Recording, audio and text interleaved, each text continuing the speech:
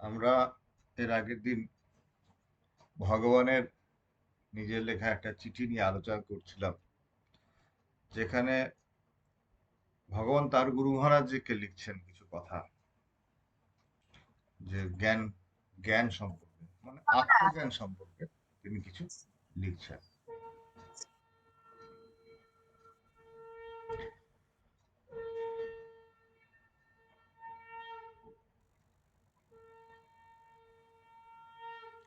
সেই আত্মজ্ঞানের কথার প্রসঙ্গে অনেক আলোচনা হয়েছে।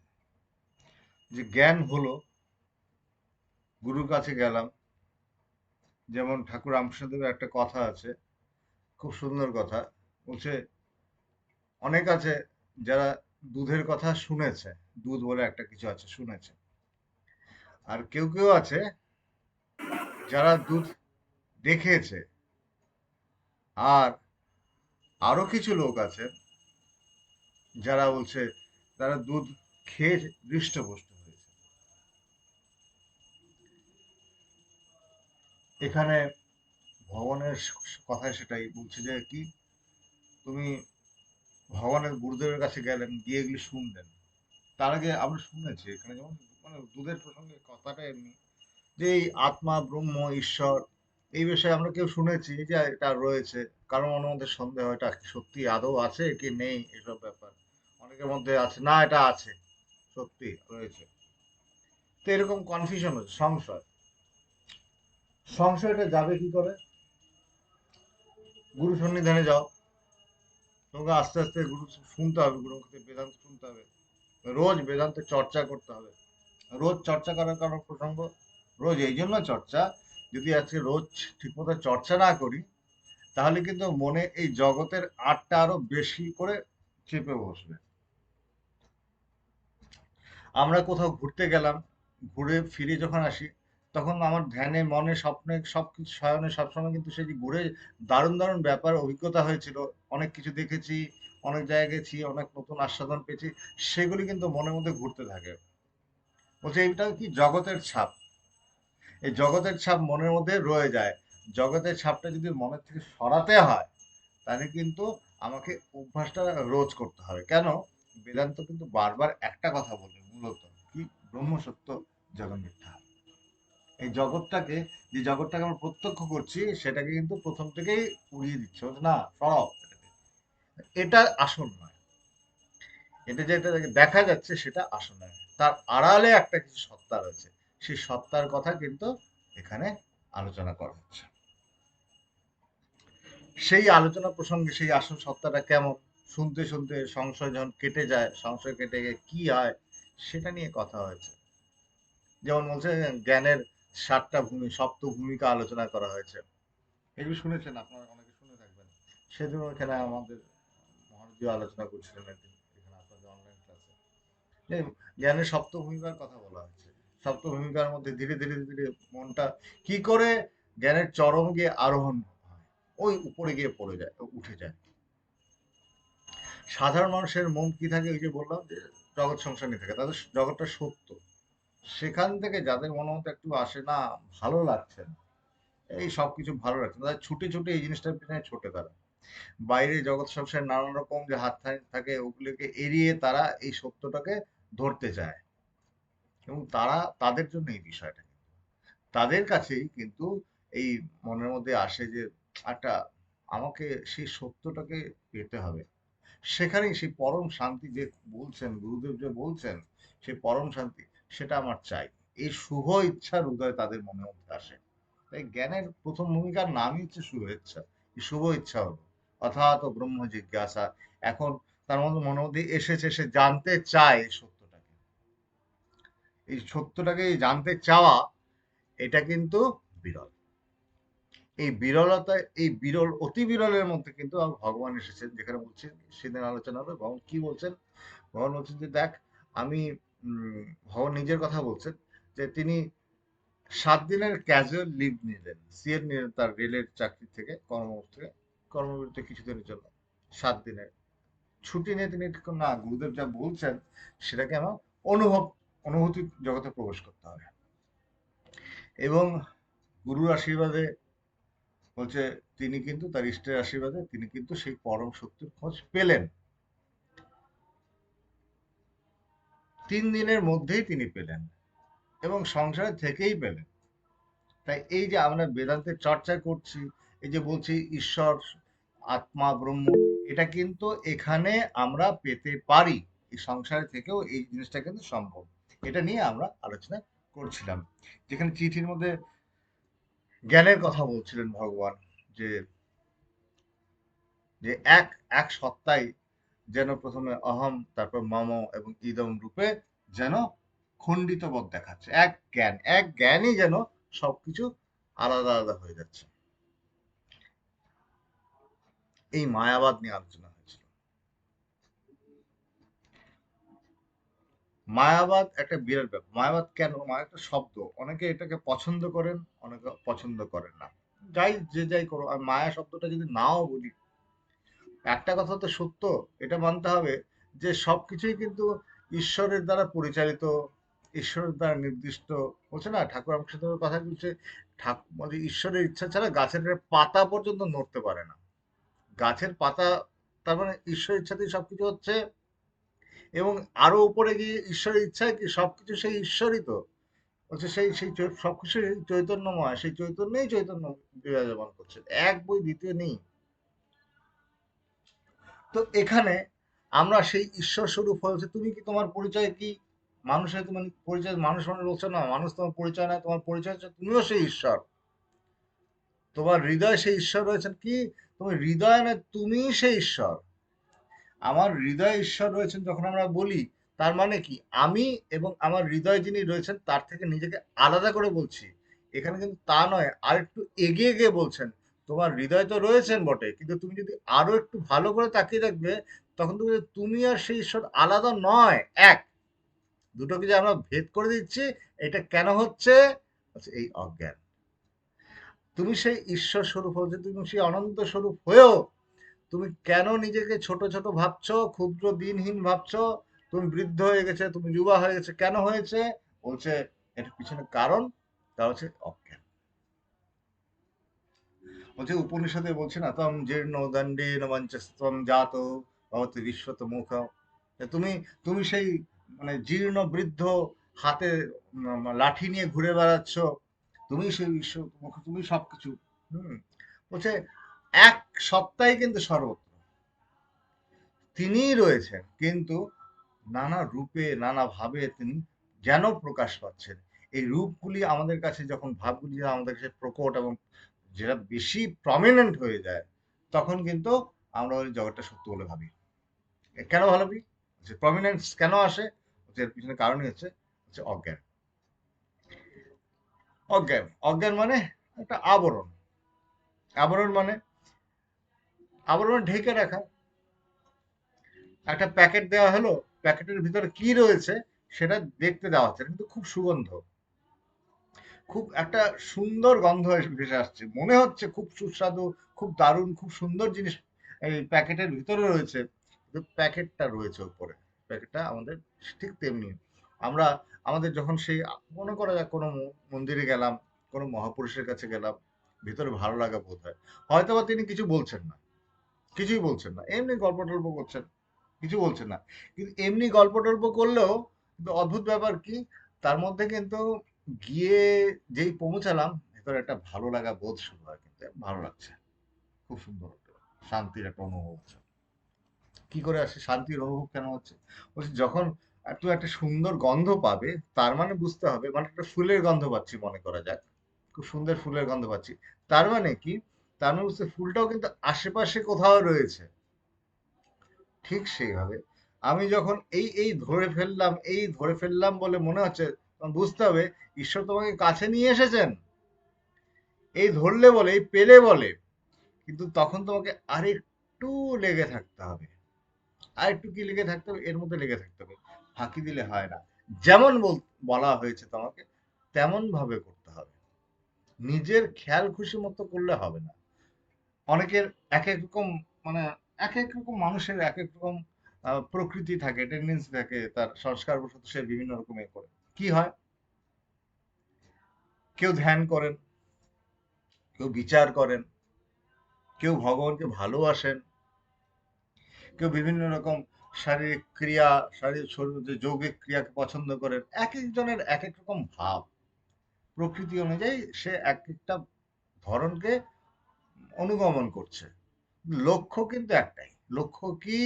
বলছে সেই চরম জায়গায় গিয়ে পৌঁছানো, যেখানে আমি তুমি বলে যে এত ভেদবোধ রয়েছে, সে ভেদবোধটা মিটে যায় যাতে।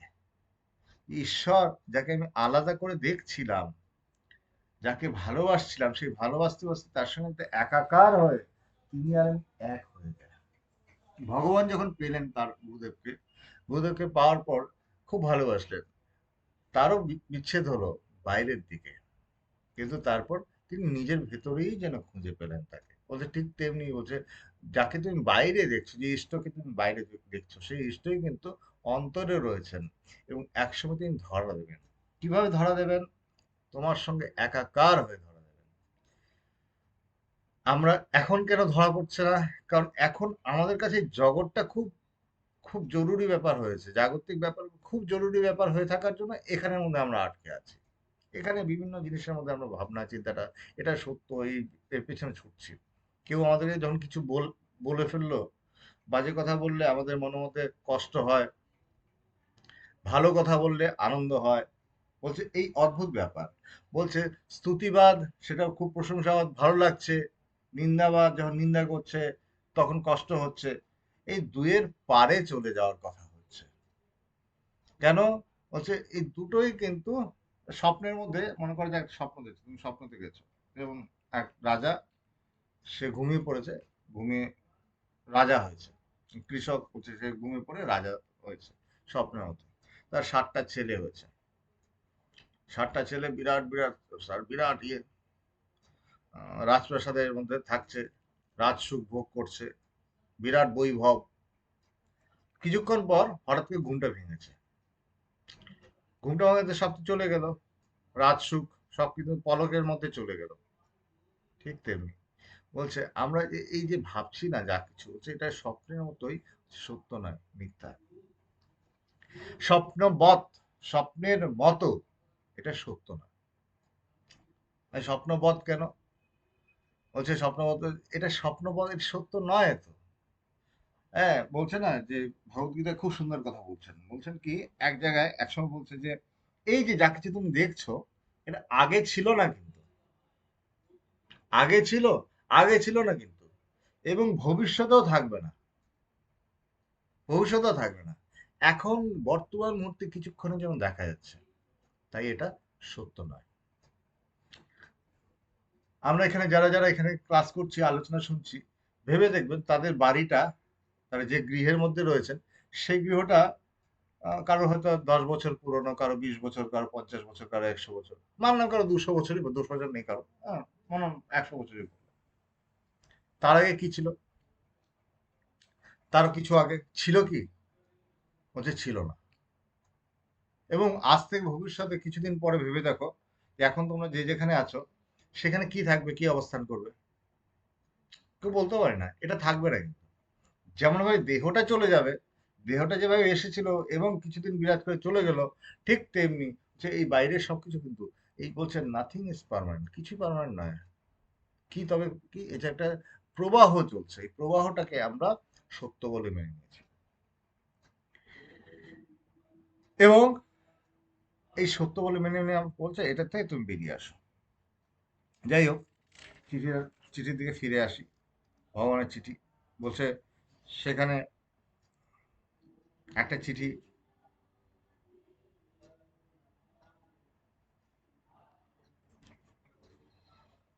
ভগবানের চিঠির কথা।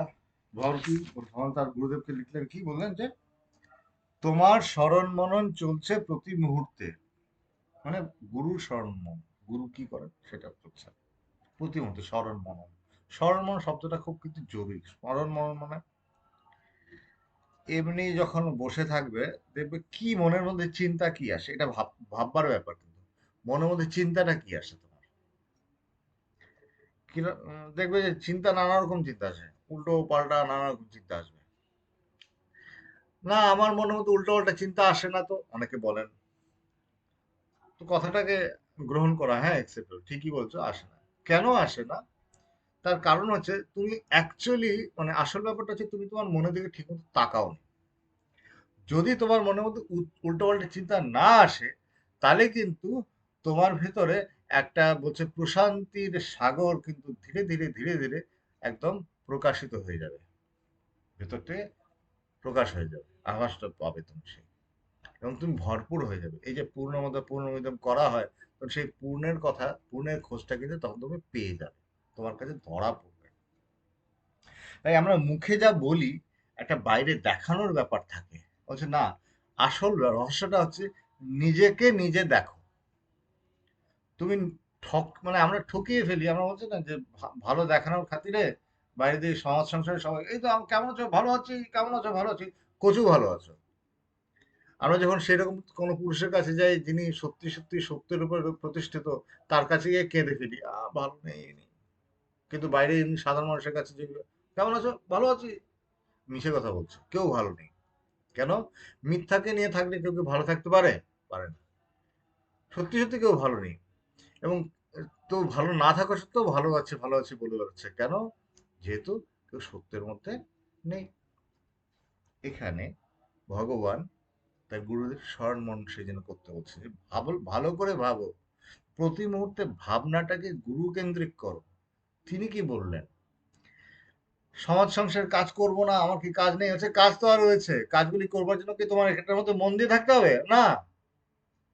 তুমি যখন রান্নাগুলি দেখবেন, মানে আমাদের মহিলারা, মায়েরা, তারা সবজি কাটে, সবজি কাটে, তারা পাশের সঙ্গে কথা বলছে, হাতটা কিন্তু সবজি কেটে চলছে, তাকাতেও হয় না। আমরা এই সংসারে বিভিন্ন রকম কাজকর্ম করতে করতে খুব অভ্যস্ত। এই এই জিনিসগুলি করতে কিন্তু আমাদের খুব একটা এফোর্ট দিতে হয় না, চেষ্টা করতে হয় না, আপনি আপ হয়ে যায় এটা, আলাদা করে চেষ্টা করার প্রয়োজন পড়ে না।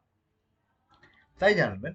তবে যেটা অভ্যেস নেই, যেমন গুরুকে নিয়ে চিন্তন, ঈশ্বরকে নিয়ে ভাবনা চিন্তা, এগুলিতে অভ্যেস নেই তো। এই অভ্যেসটা নেই বলে এই চিন্তাগুলো কিন্তু সহজে আসে না। আমি মুখে বলে ফেলি ওঠে, আমি সবসময় ঈশ্বরের কথা ভাবি, আসলে ভাবো না। যদি ঈশ্বরের কথা ভাবো, ঠিক ঠিক যদি ভাবি আমরা, তাহলে কিন্তু আমি এক বই দ্বিতীয় চিন্তা আসে না, আমার শরীর মনও সুন্দর হয়ে যাবে। ওই যে আমি চোখে দেখা, নিজের চোখে দেখা, মানে যত রকম রোগ শোক ছিল ধীরে ধীরে ধীরে কেটে যাচ্ছে। কেন কেটে যাচ্ছে? অদ্ভুত রহস্য হচ্ছে, তুমি ঈশ্বরকে নিয়ে থাকো, তোমার রোগ শোক কেটে যাবে, কেটে যাবে, সত্যি ঠিক ঠিক ভাবে থাকতে হবে। তাই ভাবনা চিন্তা করি হচ্ছে স্মরণ মনন, হচ্ছে নিত্য করার ব্যাপার আছে, রোজ এটার মধ্যে মন রেখে করার ব্যাপার রয়েছে। এবং ভগবান তার গুরুমুখে বলছেন, পবিত্রযোগী লিখছেন যে আশীর্বাদ করো যেন উপলব্ধি করতে পারি তোমার অমোঘ মহাবাক্য, নিরবচ্ছিন্ন চৈতন্য অধিষ্ঠান রূপতা সর্বকালে সর্বদেশে। আশীর্বাদ করো কেন বললেন?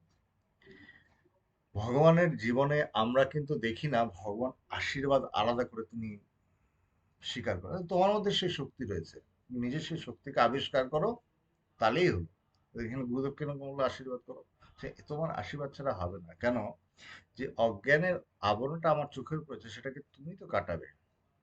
এই গুরুর কাজ যে তুমি এটা তুমি কৃপা করে করো, তুমি আশীর্বাদ করো, তোমার শক্তিতে আমি শক্তিশালী। আজকে আমরা আহ, এই সনাতন ধর্মে আমরা যারা রয়েছি, তারা সকাল থেকে উঠে সূর্যের আরাধনা উপাসনা করে শুরু করি, সূর্যের উপাসনা করছি, প্রত্যেকে সূর্যের উপাসনা করছে, সূর্যকে জল দিচ্ছে, জবা কুসুম শঙ্কাশ। এই বিশ্ব সংসার হচ্ছে পৃথিবীতে প্রত্যেকটা শক্তির আধার কি? আধার কিন্তু সূর্য। পৃথিবীতে যত রকম শক্তি রয়েছে, তার শক্তি আধার কিন্তু সূর্য, সূর্য থেকে সবকিছু এসেছে। এর বিজ্ঞানও মানতে হবে, বিজ্ঞানও মানছে। তাই বুঝতে হবে যে আমি যদি জিনিসটাকে পেতে চলেছি, যে সত্যকে পেতে চলেছি, সেই সত্য লাভের জন্য যাতে আমি ঠিক ঠিক ভাবে এটাকে গ্রহণ করতে পারি, তাই এখানে একটা আশীর্বাদের আকাঙ্ক্ষা গুরুর প্রতি রাখলাম, যাতে আমার মনটা তার প্রতি অবনত হয়ে থাকে, এই যাতে উদ্ধতপনা না দেখায়। আমরা সাধারণত কি হবি, যে বললাম মুখে গুরুদেব, কিন্তু খুব অধ্যতপনা দেখায়, এটা ওটা করতে থাকি। আমি ভাবটা খুব প্রবল থাকে, হচ্ছে এই আমি ভাবটাকে প্রবল রেখে তুমি কিছু সিদ্ধ করতে পারো, পাবে না, লাভ কিছু হবে না। তুমি হয়তো কিছুটা এগোতে পারো, আটকে যাবে। আর আমরা যখন বলি না আমি সবকিছু দিলাম, দিলাম তো বটে, কিন্তু যতটুকু আমরা ভেবেছি ততটুকুই, তারপরে আর থাকে না। কেন থাকে না? তারপরে ভাবনাটা আর যেতে পারে না। ভাবনা চিন্তাটা যেতে পারে না কেন? এখানেই রহস্য। এই জন্য হচ্ছে ভাবনা চিন্তাটা করতে হবে। কেমন ভাবে করব সেটা কিন্তু শাস্ত্র অনুগামী হয়ে পাবো। সেটা কিন্তু গুরু যে বলে চলেছেন, এই যে বেদান্তের কথাগুলো বলে চলেছেন, বলছে না, ভগবান বললেন, কি বলছে, রোজ বেদান্ত চর্চা করবে, রোজ বেদান্ত প্রচার করবে, গুরু সেবায় তৎপর থাকবে। গুরু সেবা তো দূরের কথা, বলছে তুমি তৎপর ভগবত আরাধনায় জীবন পাত করবে, কর্মের বিনিময়ে কর্ম করবে। এইভাবে 5টা পয়েন্ট তিনি বলেছিলেন। বলছে তুমি, আমরা কি করি? বলছে আমরা যখন, সাধারণত কি হয়, সন্ন্যাসী আমি, যখন মানুষের সঙ্গে দেখা হয়, মানুষ কি চায় আমাদের থেকে? মানুষ চায় আমাদের একটু সঙ্গ। এবং সঙ্গটাকে কিভাবে লাভ করতে চায়? যে আপনি আসুন, মানে তুমি আসো, হ্যাঁ, তুমি নেমে আসো আমার কাছে। হ্যাঁ, সেটাই স্বাভাবিক। ভগবানও তো সাধারণ মানুষের কাছে নেমেই গেছে। ভগবান আমাদের শিখিয়েছেন, যা চায়ের দোকানে গিয়ে বস, ওইখানে যেখানে সবাই মিলে আড্ডা মারে সেখানে গিয়ে বসে এই বেদান্তের কথা বল। এবং প্রথম থেকে বেদান্ত চর্চা, যেমন বেদান্ত সোসাইটি প্রথম থেকে শুরু হয়েছিল যখন কিছু ছিল না, তখন এই রাস্তার মধ্যে, স্টেশনে, রকে বসে আমরা এই বেদান্ত চর্চা করছি, বেদান্ত আলোচনা করছি, সেখানে বসে বসে আমরা ধ্যান ধারণা করছি, এগুলো করেছি মানুষের, সাধারণ মানুষের বুঝবার জন্য। কিন্তু যাদের মধ্যে জিজ্ঞাসা রয়েছে, তারা সত্যি সত্যি যদি পেতে চাও, তাহলে কিন্তু তোমারও কিছু করণীয় রয়েছে। কি করণীয় রয়েছে? তোমার নিজের মনটাকে আস্তে আস্তে অনুগত করে তুলতে হবে। তিনি যেমন বলছেন তেমন হতে হবে। সূর্যমুখী ফুল, সূর্যমুখী ফুল কেমন হয়? হচ্ছে সবসময় সূর্যের দিকে তাকিয়ে থাকে। হচ্ছে ভগবান বলতেন যে ঘড়ির কাঁটাটা মেলাও। ঘড়ির কাঁটাটা মানে হচ্ছে ভগবানের সঙ্গে মেলাও। আমরা অন্যদিকে তাকিয়ে থাকি, আমাদের তাকানোটা বিভিন্ন দিকে হয়। গুরু কিন্তু দেখুন, ভগবান কিন্তু কোনো মুহূর্তে আমি দেখিনি আমার জীবনে যে এ ভালো নয়, ও ঠিক নয়, এভাবে বলেছেন। ভগবান সবাইকে নিয়ে চলেছেন, সবাইকে গ্রহণ করেছেন। আমি আমার জীবনে দেখেছি, তিনি যতই মুখে বলেন ঈর্ষা, হিংসা, ঘৃণা, এ দিয়ে অনেক সভ্যতা ধ্বংস হয়েছে, মুখেও তিনি বলেছেন, তিনি বোঝানোর চেষ্টা করেছেন, কিন্তু আমরা ব্যবহারে দেখেছি প্রতি মুহূর্তে আমরা পরস্পর পরস্পরকে ঈর্ষাই করিয়েছি। বাইরে সংস্কৃতিগত দিক দিয়ে আজকে অক্ষয় তৃতীয়া, বিরাট দিন, বিরাট ব্যাপার। ভাবনা চিন্তাগুলি সবাই ধর্মের দিক দিয়ে সেইভাবেই করে চলেছে। কিন্তু অক্ষয় বস্তুটা ঠিক কোনটা? এই জাগতিক সবকিছু কিন্তু ক্ষয়শীল, বিনাশপ্রাপ্ত হবে। এর মধ্যে অক্ষয় কোনটা? হচ্ছে এর মধ্যে অক্ষয় হচ্ছে এর ভেতরে, এর আড়ালে যিনি রয়েছেন, ঈশ্বর বা ভগবান বা সেই আত্মসত্তা বা সেই চৈতন্যময় সত্তা, যে তোমার বলছে সেই ব্রহ্ম বা তিনি সেই অক্ষয়, সেই অক্ষর পুরুষ, এই অক্ষর পুরুষ, সেই অক্ষয়, তাকে পাওয়াই কিন্তু আসল পাওয়া।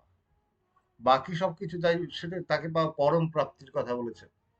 এই জাগতিক যে কোনো প্রাপ্তি হচ্ছে ক্ষয়শীল, শেষ হয়ে যাবে। সেই প্রাপ্তি কিন্তু ক্ষয় হবে না, অক্ষয়। বাইরের দিক দিয়ে বলতে গেলে এমনি, কিন্তু আমরা ভেতর দিক দিয়ে যদি চাই, কি চাইবো, মানে আহ, আহ, আমরা সাধারণ মানুষেরা কিভাবে চাই? সাধারণ মানুষ চাই আমাদের সমৃদ্ধি হোক, আমাদের অভ্যুদয় হোক, আমরা এইভাবে চাই। অভ্যুদয় সমৃদ্ধি কেন চাই? হ্যাঁ, মনের খিদে মেটানোর জন্য। বুঝতে হবে অভ্যুদয় সমৃদ্ধি কেন চাই, বোঝার ব্যাপার আছে। এটাই আসল নয় যদিও, কিন্তু বুঝতে হবে। যেমন শ্রীকৃষ্ণের গল্প শোনাই না, যে একজন একজন ব্রাহ্মণের বাড়িতে গেছে, সে ব্রাহ্মণের কিছু নেই, একটা খালি গরু রয়েছে, সেই গরুর দুধ দিয়ে সবাইকে খাওয়ায়, সবাইকে সেবা করে, এবং নিজেরাও খেয়ে বেঁচে আছে। শ্রীকৃষ্ণ গিয়ে বললেন যে এই গরুটা মরে যাক, আশীর্বাদ করছে। আবার একজন ধনী লোকের কাছে গেছে, তার 7 তলা বাড়ি রয়েছে, বলছে তার তোমার আরো ধন বৃদ্ধি হোক। কেন? বলছে তার মনের মধ্যে ওই খিদেটা রয়েছে, ওই খিদেটা মিটে গেলে সে একটু ঈশ্বরের দিকে এগোবে। যার মনে যে যেখানে আটকে রয়েছে সেই বাধাটুকু কিন্তু ভগবান মিটিয়ে দেন। আর আমরা এই সমাজ সংসারে জগতের মধ্যে থেকে, এই জগতের যেটা ব্যথা বেদনা, সেটা দিয়ে আমরা আহা উহু, হ্যাঁ, আমরা ছটফট করতে থাকি, যন্ত্রণায় অভিভূত থাকি। যন্ত্রণায় অভিভূত হওয়ার কিছু নেই। অভ্যেস করো, অভ্যেস করো। ছোটবেলা থেকে তুমি জীবনে অনেক কষ্ট পেয়েছো, এবং সেই কষ্টগুলো সহ্য করেছো এবং চলেছো, আগে ভবিষ্যতেও পারবে। মূল বিষয়ে তাকাও। মূল বিষয়টা কিন্তু এই জগতাতীত সত্তার সঙ্গে পরিচিত হওয়ার কথা, সেখানে গিয়ে দাঁড়ানোর কথা। এবং সেখানে গিয়ে দাঁড়িয়ে থাকার কেউ, ভগবান কি সেখানে দাঁড়িয়েছিলেন? হ্যাঁ, দাঁড়িয়েছিলেন। এবং কি করেছেন? গুরুর যে নির্দেশ হচ্ছে তোমার জীবন পরার্থে, ভগবান আমাদের কি বললেন, তোমরা কিন্তু তোমরা মানুষকে বলো। ভগবান কি বললেন? রোজ বেদান্ত চর্চা, রোজ বেদান্ত প্রচার, এগুলি কথা বলে গেলেন। তাই বুঝতে হবে যে একই কথা তিনি অন্যভাবে বলে গেছেন, একই নির্দেশ তিনি অন্যভাবে বলে গেছেন, কিন্তু তুমি করো। একটা তুমি তো এমনি চুপ করে বসে থাকতে পারো না, তোমাকে সবসময় কিছু না কিছু একটা করতে হবে। তুমি যদি করতেই হয়, তাহলে তুমি গুরু যেটা কাজ দেখিয়ে দিয়েছেন সেই কাজটা করো, ছটফট না করে। হ্যাঁ, এদিক ওদিক নেই, সেই কাজটা করো। আর বাইরে হচ্ছে, বাইরে দেখা যে জগৎ সংসারের যে নিয়োজিত কর্ম সেগুলো নির্বাহ করো। ভগবান নিজের জীবনে দেখিয়ে গেছেন। ভগবান কি করেছেন? ভগবান তার বেদান্ত সাধনা খুললে দেখা যায় হচ্ছে অফিসের কাজকর্ম নিষ্ঠা সহকারে সিনসিয়ারলি অনেস্টলি করেছেন, এবং সঙ্গে সঙ্গে বেদান্তের চিন্তা চর্চা করছেন। এই তো ব্যাপার, সহজ কথা। দুটো মানে কিরকম, যে ওইটা হাত পা নড়ছে, হাত পা নড়ে রান্না করার সময় হাত পা নড়ে না, সেই জন্য আলাদা করে ভাবতে হয়। মনটা তো ঈশ্বর রাখলেই হয়, রাখা যায়, সম্ভব হয়। কিন্তু আমরা সেই কাজগুলো নিয়ে খুব বেশি ব্যতিব্যস্ত হয়ে উঠি। এটা কি হবে, কি করে পারবো? হ্যাঁ, আর কি, আর কর্তৃত্ব বোধ নিয়ে মরি সবাই। ঘর সংসারে নানা রকম দায় দায়িত্ব আমার ঘাড়ে নিয়েছি। হ্যাঁ, ওর সঙ্গে যেমন চলছে তেমন চলুক না, তোমার যতটুকু কার্যনির্বাহ করো সেটা করো, করে শান্তিতে থাকো। মানুষ সমস্যায় পড়ে কেন? সমস্যায় পড়ে মানুষ তার মনের মধ্যে সংশয় থাকে, দেখে কি করবে সেটা সে বুঝতে পারে না। সংশয়টা কি করে আসে? অজ্ঞান থেকে আসে। অজ্ঞানটা কোথা থেকে এসছে? হচ্ছে অনাদিকাল থেকে রয়েছে।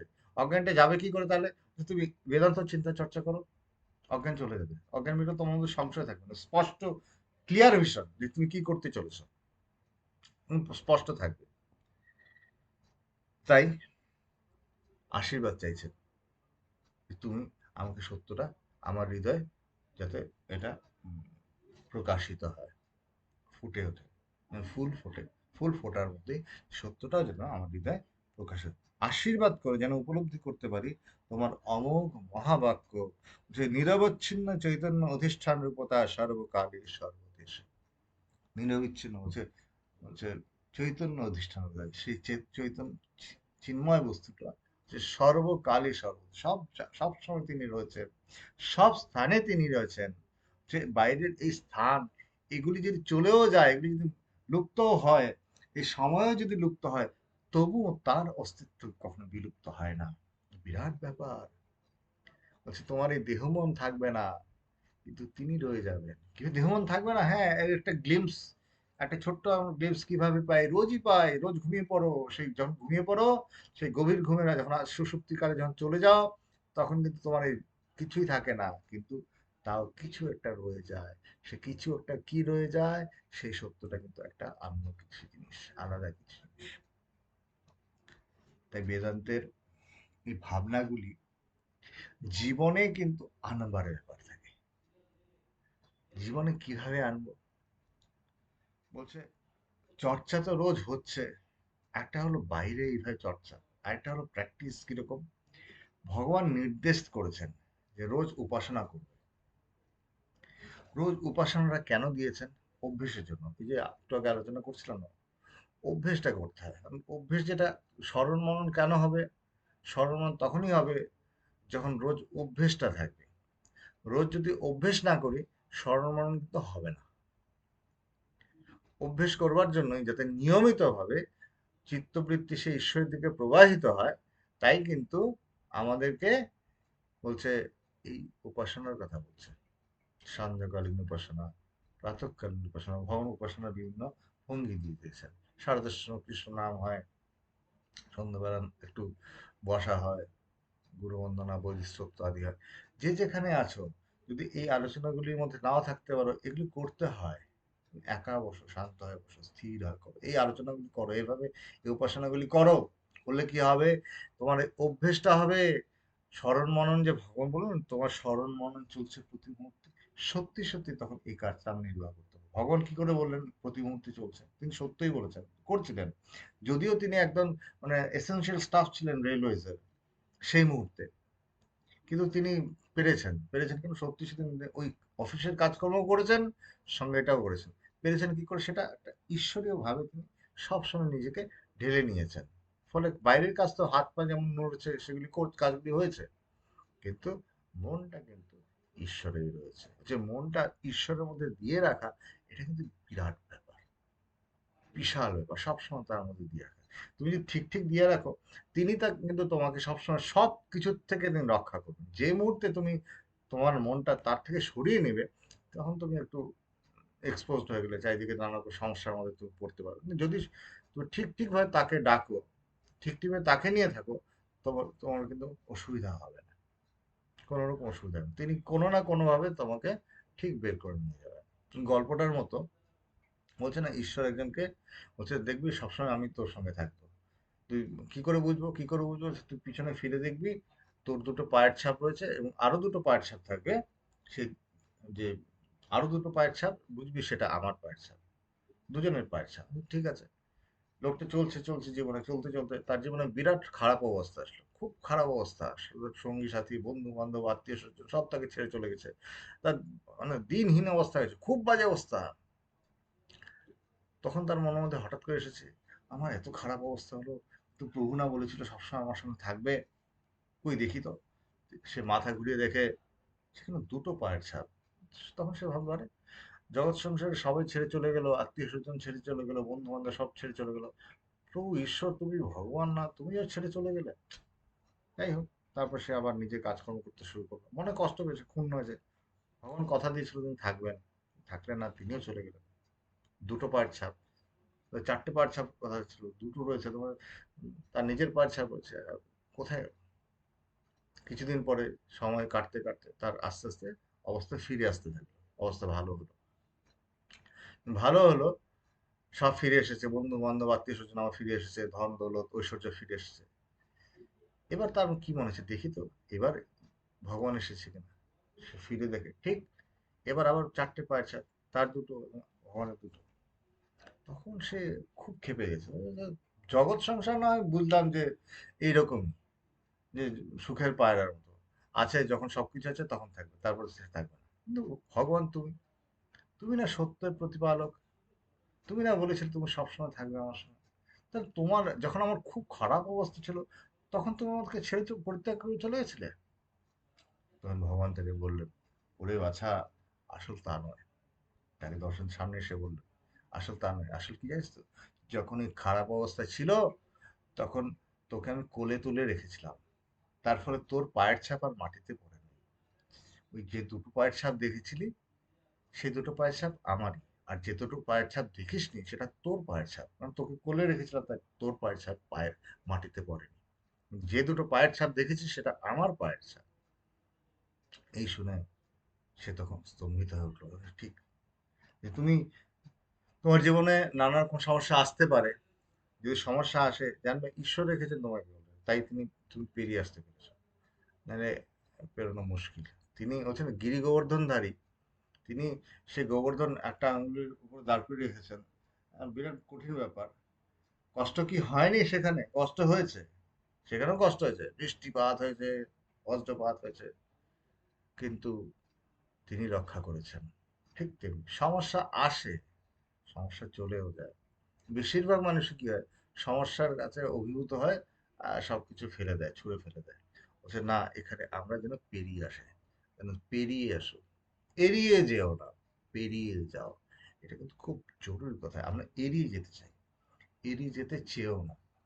সত্যকে গ্রহণ করো, সত্যটাকে গ্রহণ করে আত্মসাৎ করো, নিজের শরীরের রক্তের মধ্যে যাতে বয়। শরীর রক্ত মানে হচ্ছে যে সবসময় তোমার প্রত্যেকটা চিন্তায়, প্রত্যেকটা ভাবনায়, প্রত্যেকটা কথায়, প্রত্যেকটা কর্মে, সবকিছুর মধ্যে যাতে সত্যের প্রতিফলন হয়।